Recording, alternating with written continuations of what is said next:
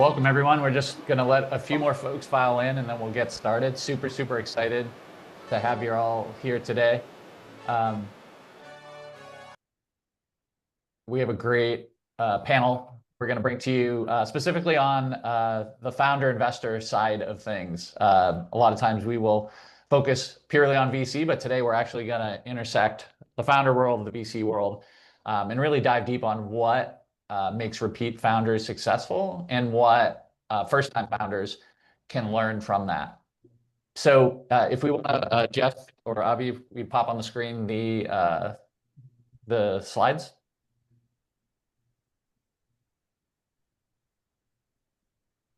Awesome. And if we could go to the first slide really quickly, we want to just give everyone a quick reminder if you don't know us or have forgotten about us, what is Venture 5? So we're the VC industry hub and we span 3 different areas.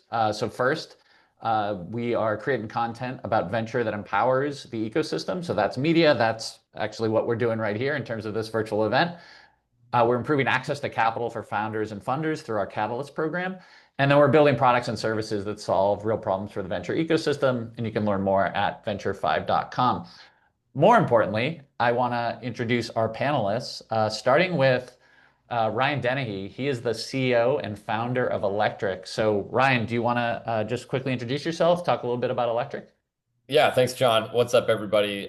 Super excited to be here and really excited to dive in with Farooq and just talk about a bunch of things that we probably had to learn the hard way. Building and investing in early stage companies. But really quick, just synopsis on Electric. We make IT really easy for companies that don't have IT departments or have extremely small IT departments. We do that by automating a lot of the most annoying and repetitive stuff that you or people in your company have to do but don't want to do. So check us out, electric.ai.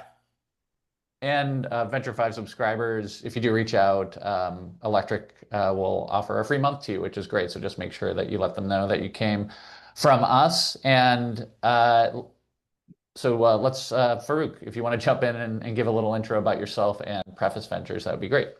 Yeah, sure thing. Thank you for everyone for having me, and yeah, excited for this, Ryan, and John and co. So I'm Farooq. I'm from Chicago, but I live in New York.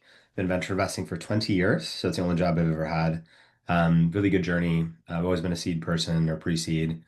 100 companies invested from the seed stage, 6 went public, 14 were bought for 8 to 10 figures. And yeah, they're like first 10 years of my career, I worked for like the venture man, so to speak, like larger firms. And then of all the companies that I wound up investing in or wanted to invest in, they all happened to be exited sort of repeat founders and they wanted to go for a bigger swing in the same industry. So at Preface, it's a $50 million fund. We're gonna be closing it sometime soon, and we're investing out of it already. And yeah, I've learned a few couple things about investing and operating with these very special group of people. Awesome. Thanks for again. Congrats on, I know one of your portcos, DX, just exited to Atlassian and Yeah, was a strong outcome for, I'm sure, pretty much everyone who invested in the company. So big for congrats on sure. that. Thank you. And actually too, like it was a cool story. It only raised $3 million and it was only from Preface and 4.5 years and sold for a billion in cash. And again, the founder, Abhi, he was an exited founder and he sold the company for $10 million bootstrapped to GitHub and then built in the same category. And yeah, DX is a great product for anyone who wants to optimize their R&D spend. Awesome. Thanks, Farouk. And also have to give 2 thank yous. One, the way I met Ryan was through our mutual friend, Laurel Toby of Supernode Ventures. So I always like to give shout outs of how we meet people. And then Farouk, we met through Tony Kim, our friend over at Cisco M&A Corp Dev. So thank you to Tony as well. Always great that we have awesome folks in the Venture 5 ecosystem who are connecting us with other awesome people. Um, so let's dive in. Ryan, I'm going to start with you. And like I said, Farouk, jump in if there's certain things that maybe you want to hop in on or disagree with. And also, I would say to the folks who are listening, please, if you have questions, feel free to pop them in the chat window. We'll do our best to get to them as we go. And certainly at the end, we'll have some time for questions too. So we really want to make this interactive as possible. We have 2 great panelists, and we want to make sure everyone learns as much as they can from them. So Ryan, you are on company number three. Yep. You sold your first two to public companies.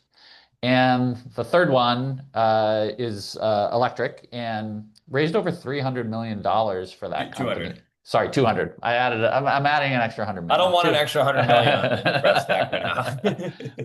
200 plus million. So, uh, you know, you talk to a lot of first-time founders, right? You do some angel investing. I'm sure you get hit up by folks in the New York ecosystem who are starting companies because you've had some success.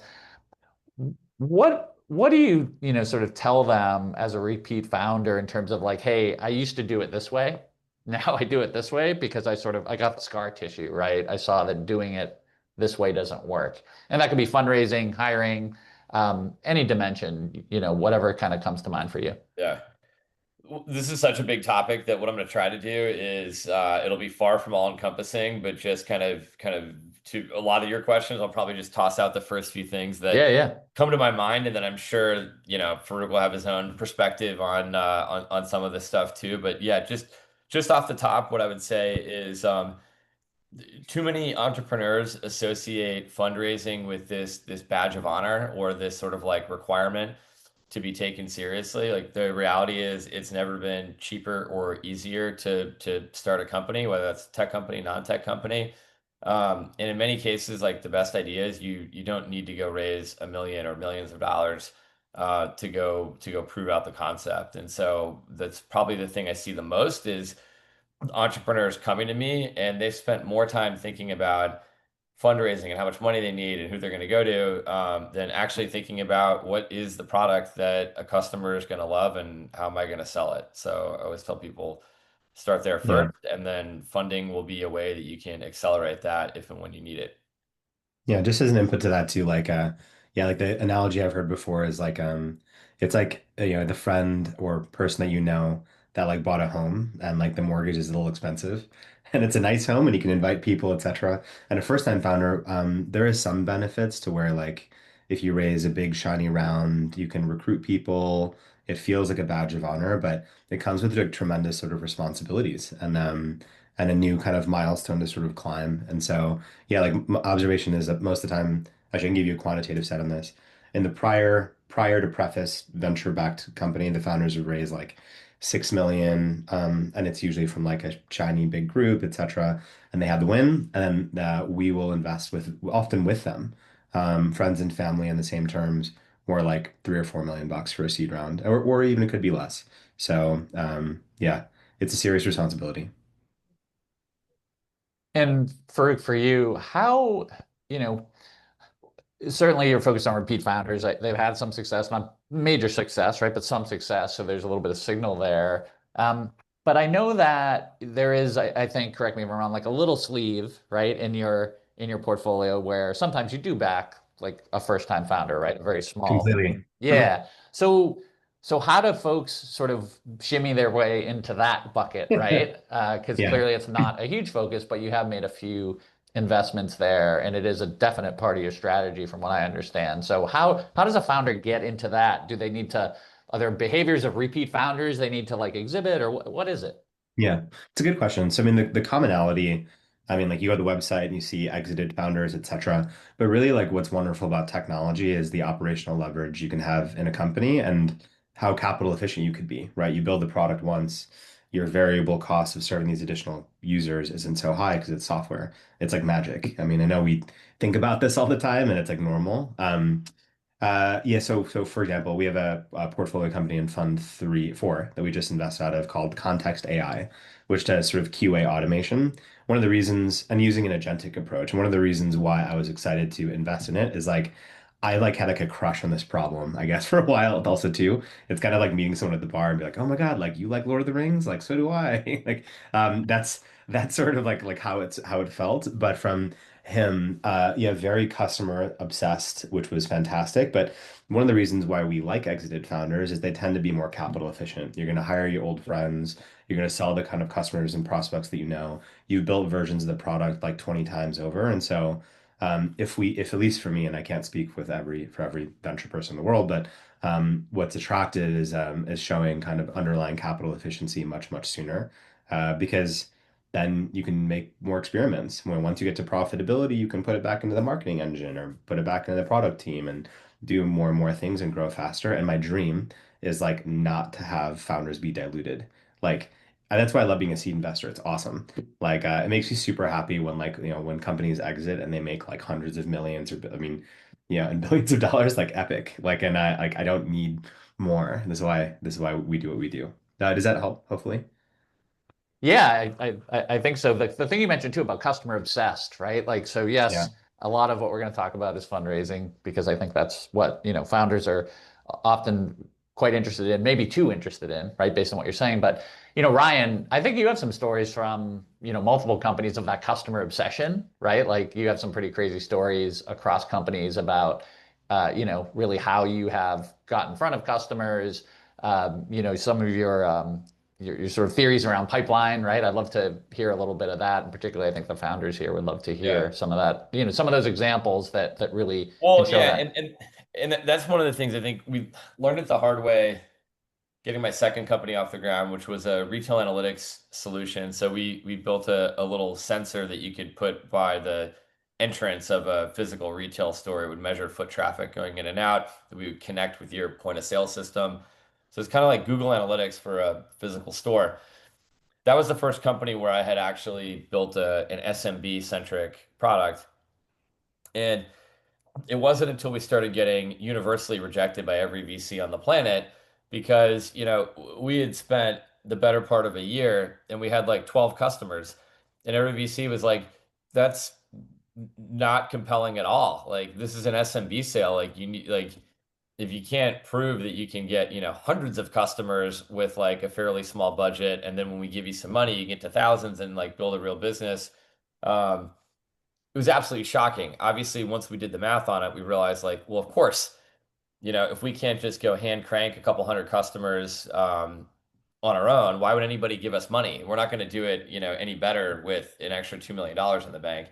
Um, and like, there's no easy way to do it. We Yeah. had an intern, and I made him drive me around Los Angeles to every strip mall, and I just went door to door. And I had a chef at a Chinese restaurant chase me out. He thought I worked at Yelp, and I guess they had a beef with Yelp. I went into a store. It was like a copy machine sales guy. I don't think he had a gun on him, but he sort of motioned like he did. I was out of there. And we did that every day for probably 3 months.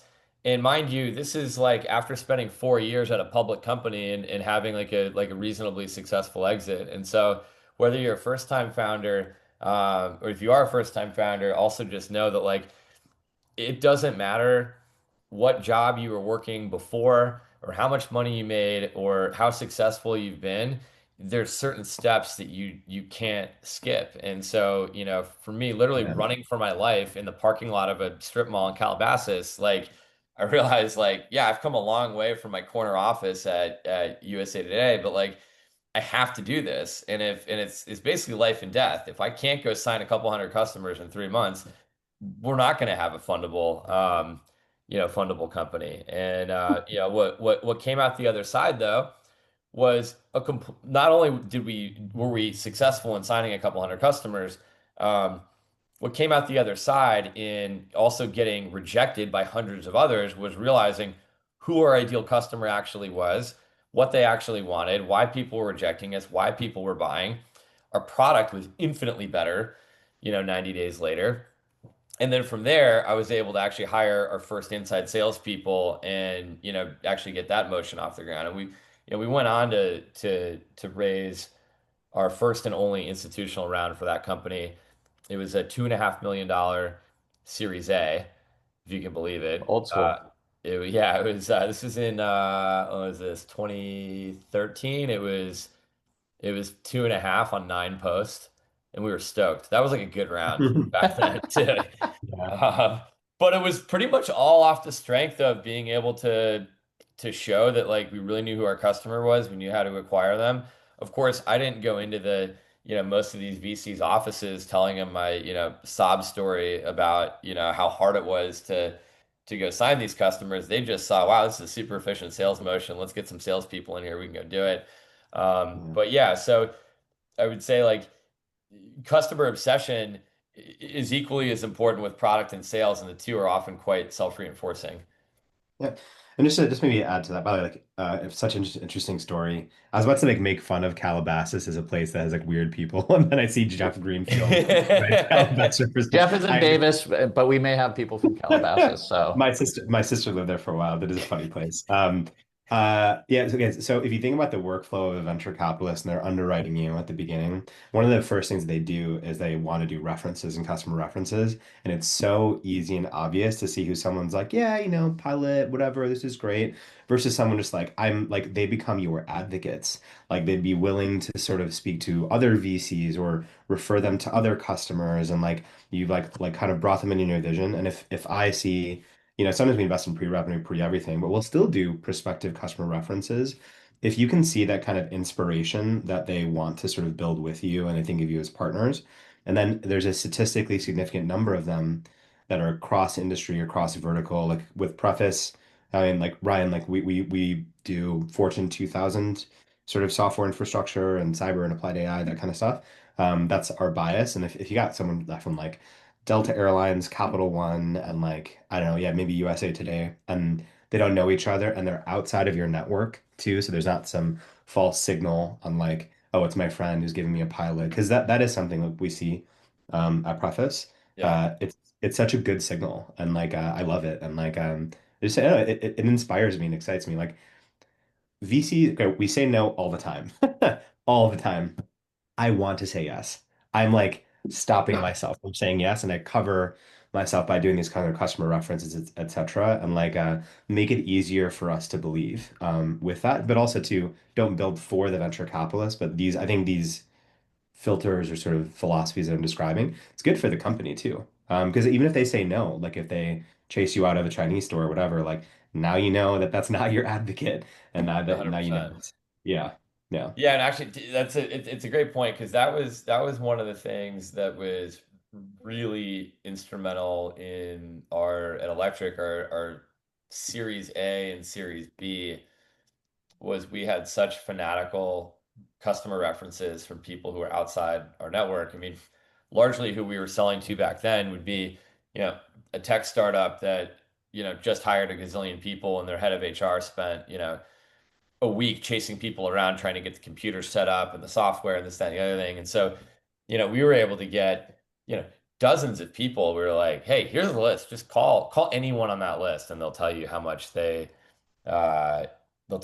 love working with us. And by our Series B, we had a number of people who were customer references who then left their jobs and came to work for us because Epic. they blamed. I would have loved to sort of see that. And it's amazing. Like again, want to say yes. Yeah. Want to say yes. Like bias to action, bias to yes, you know? But on the flip side, though, and actually, Farouk, I'm curious to get your input on this, and I think it would be helpful for the audience here too. Is one of the things I've seen a lot more of lately. It's not necessarily a bad thing, but I do think it's getting a little bit of a somewhat tarnished name amongst investors. Is this bias toward like signing up like design partners rather than like actual customers? And Mhm. I came from an era where it's like, look, they're paying you or they're not. And like that was sort of the truest sign. And obviously, we are talking about like large enterprise. It can be a little bit different if they're kind of taking a flyer on a startup. But I've run Yeah. into more companies, raising seed rounds where there isn't really any kind of like durable signed customer. It's still kind of this fuzzy design partner thing. Um, Yeah.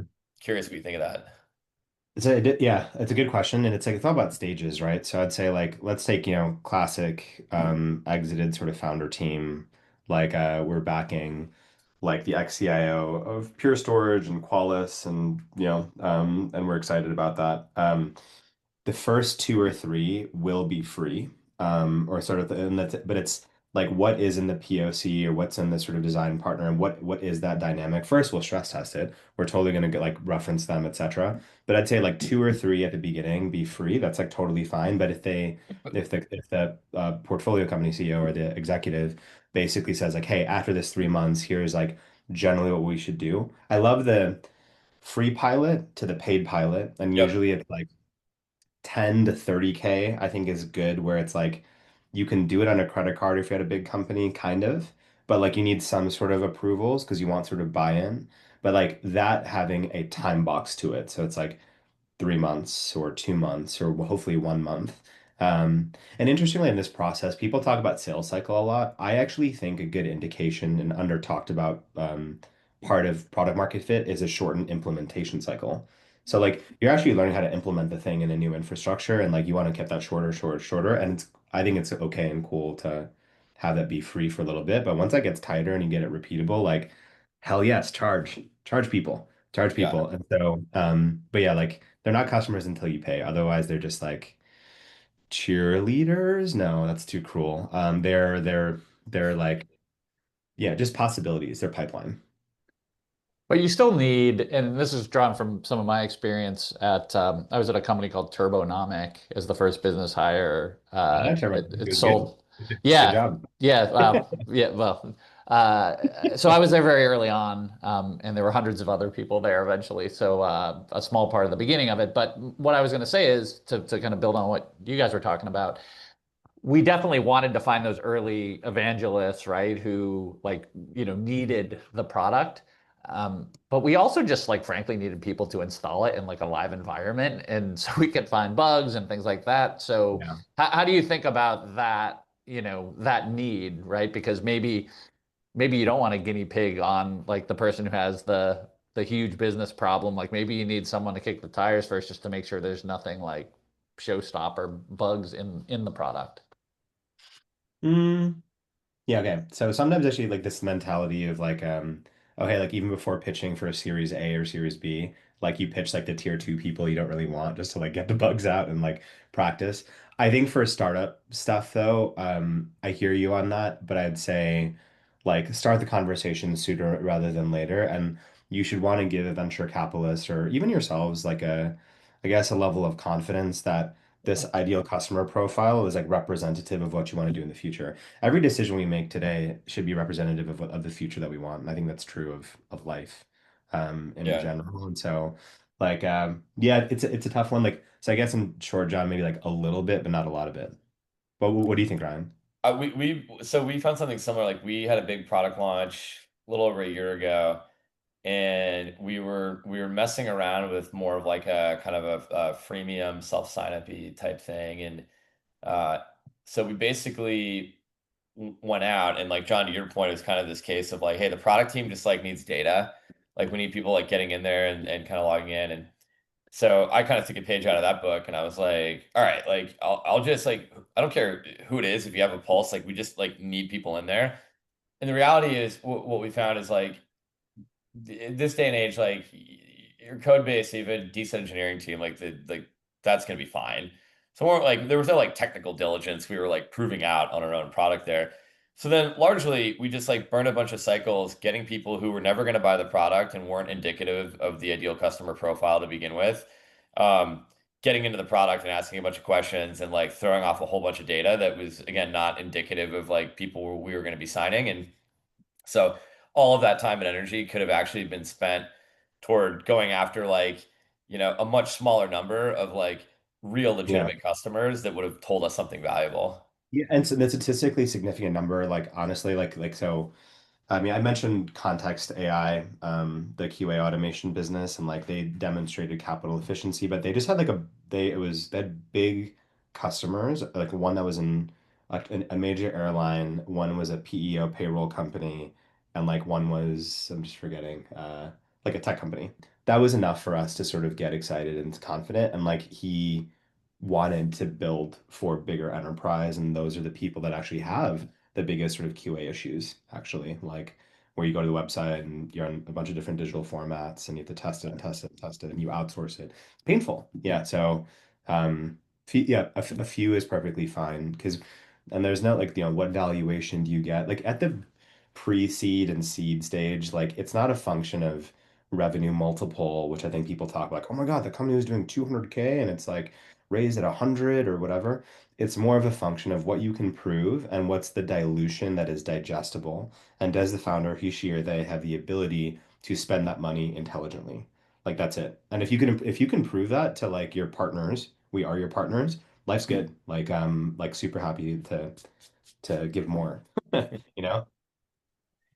Yeah, that's it. It's a good point. Just this idea of like there not necessarily being these specific kind of hard thresholds. Like I remember when we were going out for our Series A for electric. I actually had multiple VCs tell me the same thing, which was really good advice because I was like, oh, do I need 2 million of ARR for Series A? Do I need this or that? And like um the feedback I kept getting from the best VCs was like, we want to see that you can sell the same thing at the same price over and over to a wide range of customers, period. And depending on the size of customer you're going after, it could be a much lower or much higher revenue threshold because we were an SMB play with a 10K ACV.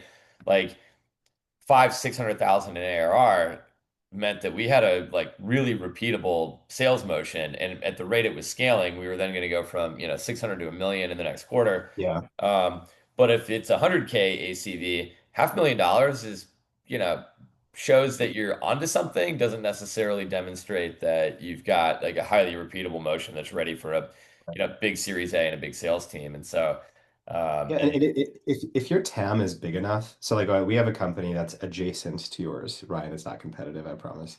I would tell you if it was, but like it's funny in the past like maybe 6 months, like one has raised 100 million, one has raised 75 million, and it's like, and I know their numbers, and like I know how sort of small they are.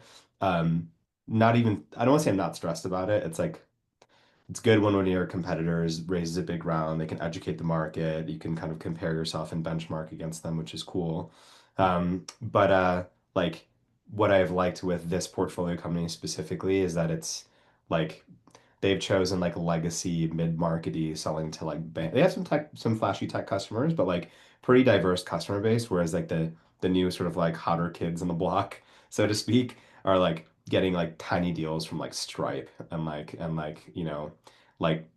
just ignore. And also just as a I guess I'm trying to tease out my own point in this is like don't compare like comparison is the enemy of like happiness. Like run your own race and there's a million examples of big round, small round, this, that, whatever, like who's kind of correct or right in the end, it doesn't have that strong of a correlation of like how much is raised. And also too, from a founder's perspective, like to our earlier point, like pref stack and how much you want to sell for and a happy outcome, like, don't run the rat race. So Yeah, we, I oh, agree 100% because like even at my last company, circa 2012, 2013, there was a belief that this place-based real-world analytics with like Bluetooth beacons and all this stuff was going to be a massive category. And so our company Swarm, we were one of probably four or five companies I that all remember. started at the same time. So Yeah. you had a company in New York called Nomi, you had a company on the West Coast called Euclid Analytics, another company called Retail Next. There are a bunch of them. All of those guys raised infinitely more money than us. We when all is said and done, we raised $3.5 million. Our next, Retail Next raised over 100. Nomi very quickly raised like 15 or 20 from like really big name investors. And there were definitely days where you're like, man, what are we even doing? Like all these guys have like gobbled up all this capital. Like, are we ever going to make it? And ultimately, in the end, kind of the joke was on them. Like because we had raised so little money, we were able to get to about 5 million in revenue with the 3.5 million we raised, and then ended up selling it to Groupon after only being in business for 3 years. And so my co-founder and I still owned over half the company, almost 60% of the company by the time Epic. we sold it. Love, And love, like love, love. and like Yes. our investors were stoked because they cut a $2 million check and they made four times that back in a year. And so like was it a fund returner? No, but like it was one of those things where everyone walked away like very happy with the outcome. And then meanwhile, all of our competitors who raised all this money, two of them were sold for parts. One of them had like a, not so great private equity exit. And so yeah, like think for your point around just like run your own race, like in many cases, there's actually a silver lining to not chasing the shiny objects. Yeah. So on the goalposts, there's a great audience question from Marlo. And he is asking, hey, how have these goalposts shifted for pre-seed, seed, A rounds, et cetera? And I was just thinking, Farooq, you have this great scorecard that you talk about when it comes to sort of what are like, how do you define what good is or what a good company is in terms of being fundable for future stages, et cetera. So maybe Jeff, if you can pull up the scorecard and we can jump to that in a minute. Yeah. Here we go. Perfect. Yeah. There's a lot on the page, but and we can share this, Jeff. Maybe we should definitely link out to this in the recap post we do.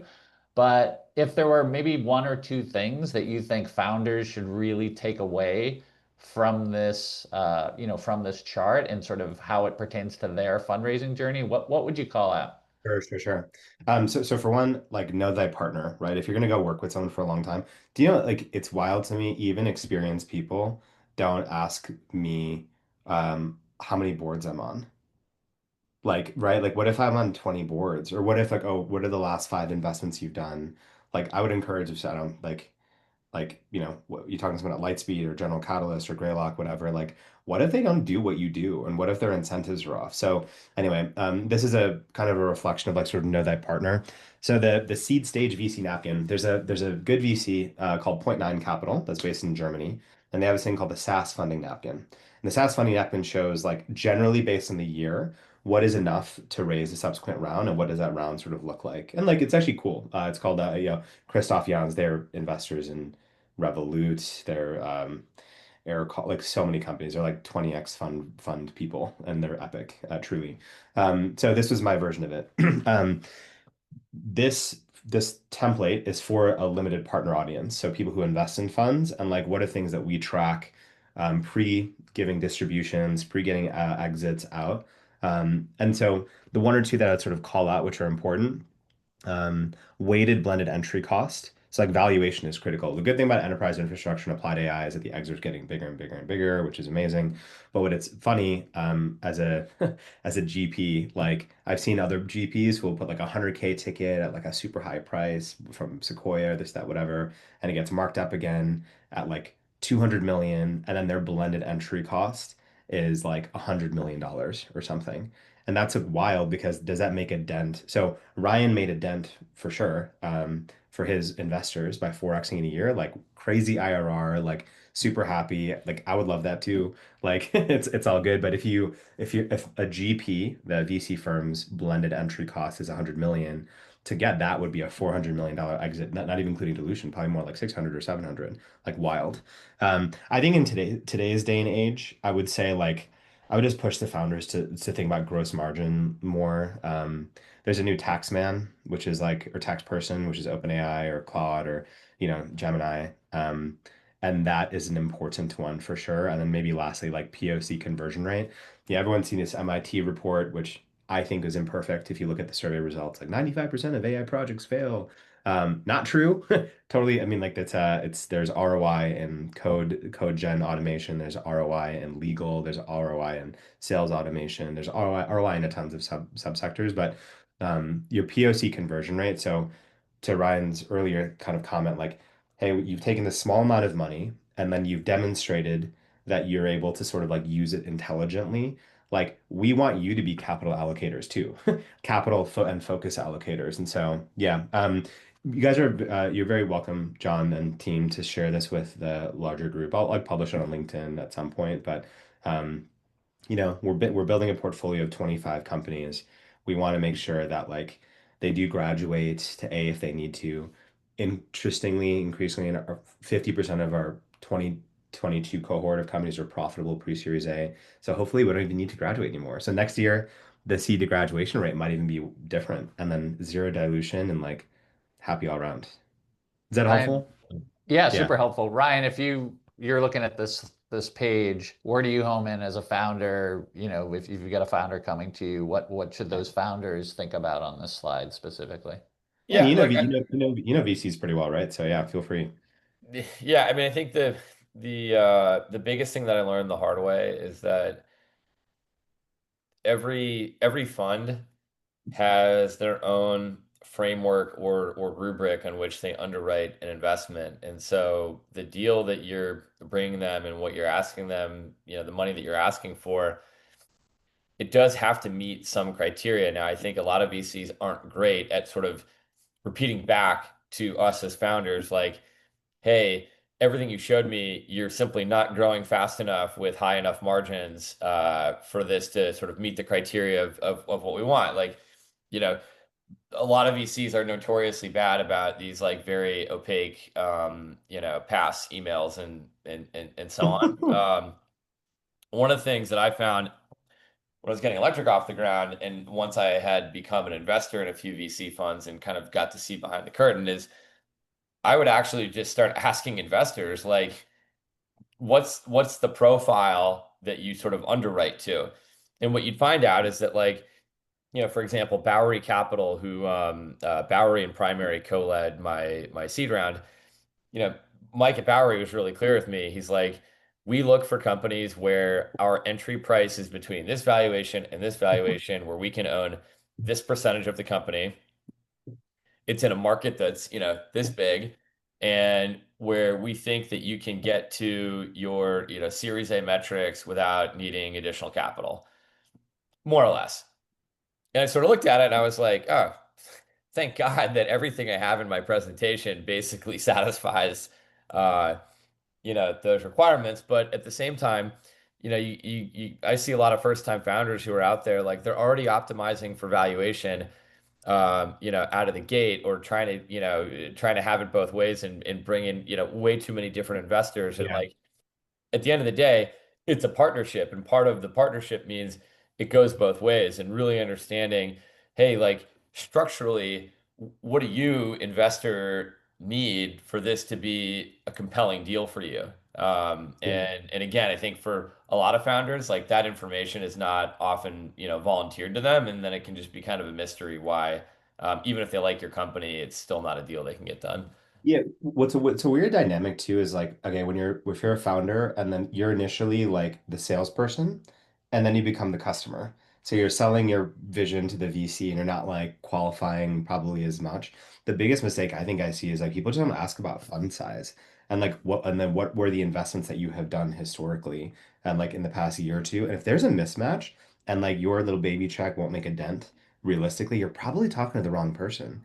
And it's okay, and it's okay to sort of think that way and do that way. So, Yeah, and, um, and that's and that'll also prevent like downstream issues too. Like if you're sort of not like the typical investment, you may not get treated the way they treat everybody else. Like we in our Series B for electric, we were looking at two term sheets. One of them from a firm that we ended up signing with, GGV Capital, which is now Notable Capital.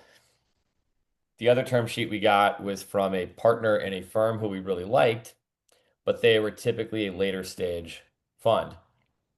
And so I picked up the phone, called the partner, and I said, hey, how many other deals of the 30 companies in your portfolio of your last two funds, like how many Series B deals have you done? And they're like, well, you'd be our second one. I thought about that and I was like, you know what? For someone who's used to like a growthier later stage investment, like we still got a lot of like stuff to figure out. And like, I don't think they're gonna have a great time being along for that ride from the B to the C to the D when they normally come in at a Series D, and therefore we probably wouldn't get the support that we want. It just feels like a mismatch. So yeah. I thought And about it, also, and yeah. I called the investor back the next day, and he's like, I totally get it and really appreciate you telling me that, and like give us a call in the next round. And it was all good. Yeah. Money follows, or sorry, like your attention follows money. And this is true, like anyone on this call, like you do a small little bet, and I don't know, I'm not advocating like a penny stock or like something small little bet in a new category that you don't really like know about as an angel. Like you'll think about it and you'll care and it's interesting. But like if you put a big investment of your personal worth into something, you're really going to care about it. You're going to read about it. You're going to try to help, or if you can, like that's yeah, it's also, too, sometimes I think founders think like VCs are not partners and they're like it's the other side of the table and blah blah whatever. it's this like I want good things for you. And like the easiest way for good things to happen and vice versa is if we're just like kind of understand each other really well and like have those conversations sooner, not when you have 8 term sheets or like, oh shoot, Yeah. maybe I should think about like asking about the board or references, whatever. And people I'll respect a founder for it. Like go ask all the questions and I wish more people did it. Well, that brings up a good point. It took me a long time to realize that investors are not my adversary. Yeah. Like, and I think it's because, Fish are food, not friends, right? Yeah. yeah, well, Or because like I think in the yeah, early days with particularly with my first two companies, granted, like the vast majority of the rejection was self-inflicted, which I didn't have like the experience to realize at the time. But I think by virtue of the fact that you're kind of going in there looking for money and kind of having to sort of pass their test initially, and that even on your best day, a great company, the great founder is still going to face a lot of rejection. I think it's easy for founders to kind of inherently sort of feel like it's, us versus them, and there's just like this weird dynamic. But the reality is, I think the sooner I realize that like it's not that way at all. If you go in and you really know your stuff and you're actually talking to people, you're barking up the right tree, you're bringing the right company to the right investors. Um, in many cases, they're really fun conversations. They're really engaging. And when you find the right investor who really believes in what you're doing, it's the best. It's like adding a new like great hire on the team.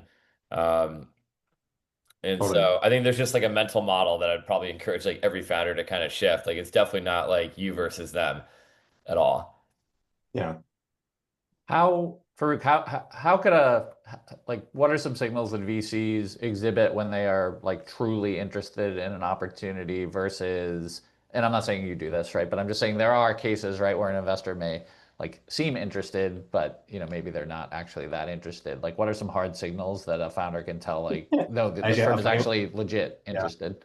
A funny one came to my mind is like asking for someone's number. I actually genuinely like if I really like a founder, I'm like, yeah, let me like, by the way, what's your number? Like let's text. It's but I would say again, this is more about the qualification criteria, like understanding your the firm or investor sort of process. And actually be like, hey, like usually it takes 2 weeks or 3 weeks, or they have this like weekly cadence where they kind of talk through all their opportunities. And if they're like trying to like push you a little further or like having more touch points and kind of getting snack level diligence in some ways, it's like, oh, I want like, I want to see, Ryan's dynamic with his co-founder. I want to see like, how he handles questions about like an annoying, lazy question about competition. And does he, you know, does he like rat on everyone and say they all suck, which is bad, or does he show respect and humility and all that kind of stuff? Yeah, so maybe I'll say for the not interested part in a second, but for the interested part, I would say like more frequent communication, um, uh, like actual depth questions, and not feeling afraid to like offend someone in some ways too. Like I think is really good to show that you're sort of interested. For those that are not interested, just everything generic. I mean, like email automation exists in this world, and templates and generic past stuff, whatever. I would say like the founder having to follow up more often than not, the founder having to she or they like saying like, hey, we have 2 term sheets now, and like getting someone like people who really want to work with you. We have obviously like if we invested in first timers and exited founders, we'd see thousands of emails. We get many hundreds, but that's still a lot, and it's just for exited founders, and it's like hard, and so this sort of like hierarchy of who to respond to and who to sort of get to and everything. But like, if they're not responding and they're not asking good questions, like it's okay. It's okay to actually say like, hey, like by the way, I just want to follow up. Like, just want to know if there's interest. If so, like here's like the steps or here's I'd love to understand your 3 or 4 or your two core questions that are critical for you getting comfortable to sort of like partnering together. And if they have bad questions or they don't think about it, just like move on. Like there's so many, it's like love, right? There's like so many people. Go find someone better. Yeah, I mean, similarly, every investor who has wound up investing in any of my companies has Gotcha. been, Did they get your number? yes, at some point, but Yeah. the biggest tell is like if they want to work with you, they will follow up with you and they will frequently be pushing the conversation along. Like the thing that more founders should appreciate is that while VCs see a lot of companies, they don't see a ton of companies that they are actually interested in investing in and want to dig in on. Yeah. And so in every round of financing, any investor who's been seriously interested, like I will hear from them. They will follow up after the meeting. Hey, that was really awesome. Here's how we're thinking about next steps. We'd like to do this, like to do that. That doesn't mean that if you have to chase someone a little bit or poke them or send them little reminders, whatever, that they're not ever going to invest. But um, when I think of every investor who's led every round in any of my companies, they have been pretty prompt and diligent and intentional with their follow-up. So definitely take that as a, early buying signal. Ryan, as an angel, you're an angel investor as well.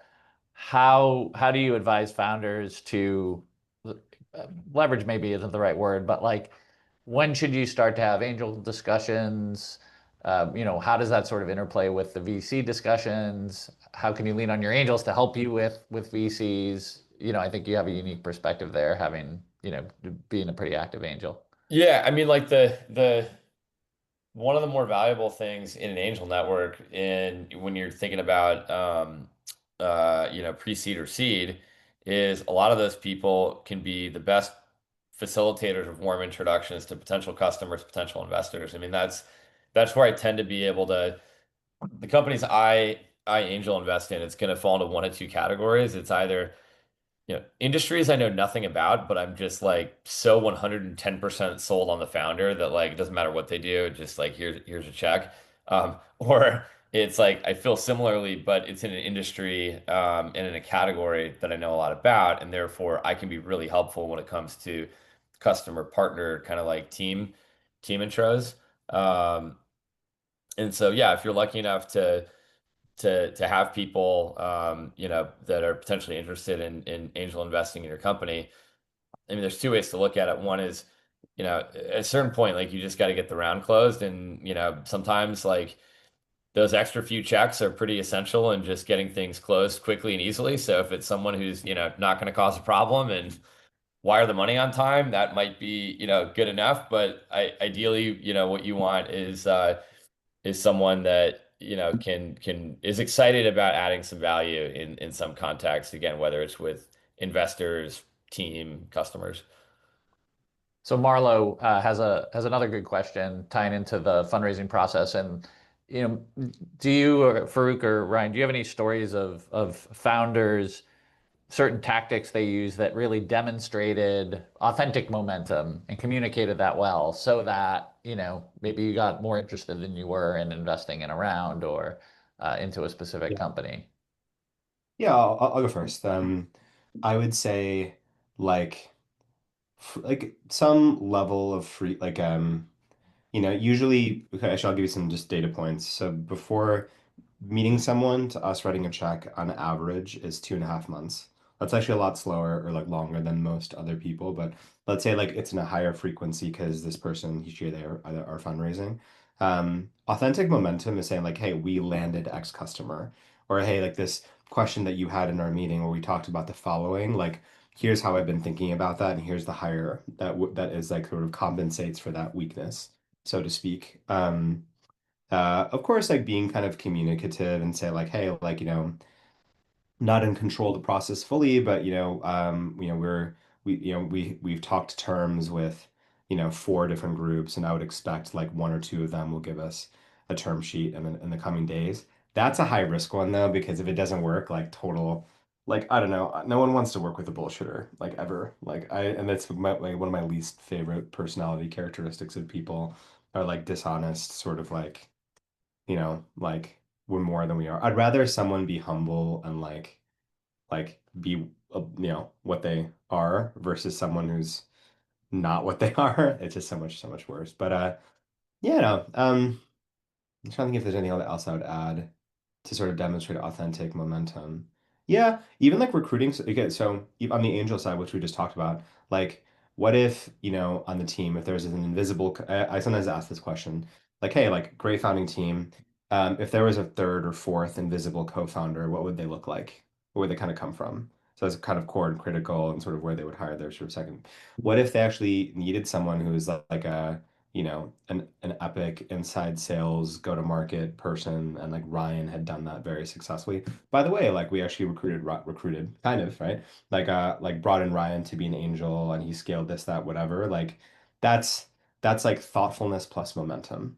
And it's sort of like multi-layered. But I don't Ryan, what would you add like when you've seen this sort of I would stuff? say the two things that have legitimately like catalyzed the fundraise or got people leaning in, the most predictable one time and again is just being able to like beat and raise. So like the benefit of getting to know investors before you're actually raising money is to the extent you are sharing some of your progress or hey, by the end of the year we hope to go from here to here, we want to convert 6 pilots or whatever. Um, any time that I've been able to go back and say, oh yeah, we actually did double that, and so we're going to raise the forecast for next year, and we're actually thinking about moving up the timeline for the fundraise, like that type of stuff where you're legitimately exceeding expectations. Because at the end of the day, like people who do what they say they're going to do are kind of in short supply. And any investor that's putting money in your company is in a lot of ways just betting on the fact that you're going to do some percentage of the things that are laid out in your plan. And so if you can just kind of consistently hit or beat whatever those expectations are for the company, like that helped us. That helped us in my seed rounds of all my companies, and then it helped me again in the later stage rounds at Electric when I could go back to an investor and say, hey, yeah, we actually raised the forecast and we're hiring an additional class AEs and we're going to raise the forecast again for next year.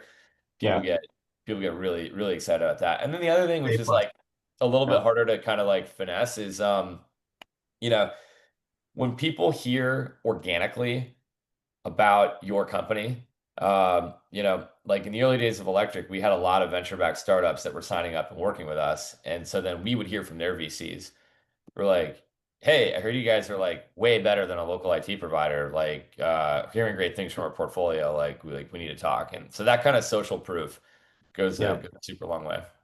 I would 100% agree with your first part of like, investing in the line and not the dot, which is good. I'll say one thing that's like a little annoying in some ways, which I know founders do this sometimes, is they'll have people hit me up who like know me in some way, like, hey, I heard you talking to so and so, and I get like two or three of them in a day. I'm like, Jesus, like do like a little bit is okay, like, and it's cool, but I would much rather hear hey, like I use electric and it's epic and like I've switched or whatever and I've told all my friends like that's more valuable like once you're in that sort of process because like at a certain point you've gone from an unknown entity to some degree to sort of a known entity at least like in someone's brain and so but you don't like I don't know and then also too like what if the person you refer to like is an idiot like like they're not like or like maybe I think they're poor or something, whatever. Just control your Oh, yeah. yeah. We had Do you know we had at do my you know what I last mean? company, we were doing so we would integrate with these point of sale companies, right? Yeah.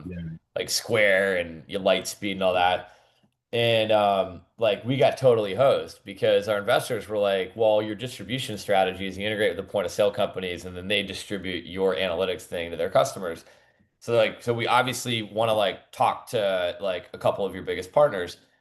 And unbeknownst to us, yeah, one of the guys that we kept getting on the phone with our investors, he wasn't intentionally trying to sabotage what we were doing, but he was a product manager. And so anytime he'd be asked, like, well, how easily can you guys build? He's like, I don't know, like, I don't think it'd be that hard. I mean, we have a pretty good engineering team. Like we could probably build this like tomorrow. Sorry, I don't mean to laugh. It's like it's empathy, but it's like fuck. Yeah, Oh, that's and hard. it wasn't until like the third investor passed after like, because by the time you're doing like the big customer references, like you're pretty far down the line. Like in a lot of cases, they typically are like the references are confirmatory, like, hey, we just want to make sure that like these people will say kind of back up what you're saying. And yeah, Yeah. we lost a bunch of investors off of that. It wasn't until the third one, it was like, yeah, then I talked to this guy at Lightspeed and he like told us all this stuff. And like, how could we ever invest in that company knowing that? Yeah, that's rough. But unfortunately, I have a hard stop in three Yeah, no issuance. worries. We Yeah, we can definitely wrap it up. And yeah, just wanted to say thank you to both of you, Farooq and to Ryan and the Electric team. yeah, Always great conversations. And yeah, I think the founders have a lot of actionable takeaways. We'll be publishing the sort of a summary of this. We'll be sending it out to folks as well as the videos. So if yeah. you want to go deeper into any of the pieces we covered, feel free. And we will be back soon with another virtual event as always. And thank you again, everyone. Really appreciate you being Yeah. here with us at Venture 5 today. I was just gonna say as a closing thought, like I just talked about having hundreds of emails or thousands or whatever, but like I like to meet people. I like people who like enterprise infrastructure and AI, whether those are founders or LPs. But like again, like folks who want to do something a little bit different this time, hopefully not raise as much money, hopefully not dilute as much. Like yeah, like you can email Farooq, my first name, at prefaceventures.com. Awesome. Yeah, and likewise for me, Ryan at electric.ai. Just hit me up if you want to chat about any of these topics today. That's great. Really appreciate that. And yeah, it's a great opportunity to be able to ping you guys for some advice. So really do appreciate that. Awesome. Well, thanks everyone. Anytime. Really appreciate it. Enjoy the rest of your day.